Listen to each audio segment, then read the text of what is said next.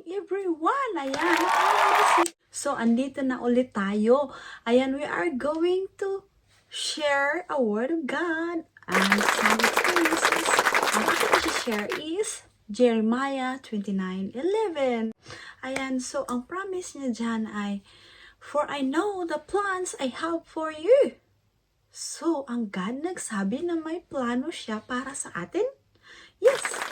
And He said, "A plans to prosper you and not to harm you, but to give you hope and a great future." Ayan, oh my gosh.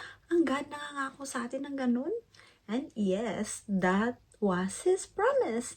And it's still a promise this time. So, gusto mo ba yun? O diba, gusto natin yung pag may nagpa-promise, ano si Love, si Mahal, si Darling, si Honey, nag-promise diba? Tuwang-tuwa tayo, kinikilig-kilig pa tayo. So, God promise us always. And take note, dapat tayo ay maniwala lang sa promise ng God at hindi sa promise ng tao. So, ang promise ng God is to give you hope and a good future. Yan yung favorite kong verse. So, guys, ayan, good future. Anong good future? Anong pangarap mo? Ako, pangarap ko noon is limang panalangin. House, lot, and car. Then, a farm. Yes, and I got a farm after how many years? I think, sabi ko sa Lord noon, I prayed for that prayer 5 years. And then, I think, binigay yan ng Lord sa akin mga more than 10 years. Siguro mga 12 years.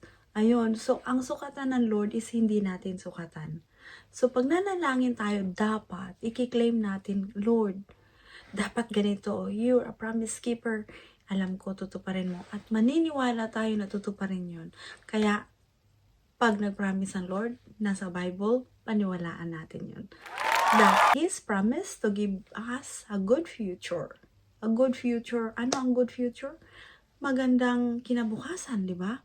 Kinabukasan na hindi ka magugutom, kundi marirelax ka kung anong meron ka. Kasi, nagtitiwala tayo sa Lord, di ba? Napakabait ng Panginoon, di ba? So, at the moment, hindi ako nagdadrive. Meron na akong car. So, meron akong house na masisilungan. Yeah, and then, blessing ito ng Lord. And then, ano pa? Lahat, wala pa. Meron sa Palawan. Mamanahin, charot.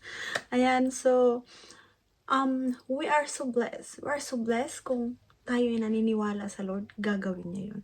Ginawa niya sa atin, sa kaibigan natin, sa mga kapitbahay natin. Bakit sa atin hindi? Di ba? Lalo pa tayo na nagtitiwala sa ating Panginoon. Okay? God bless you. I'm all for you. Oh, sure.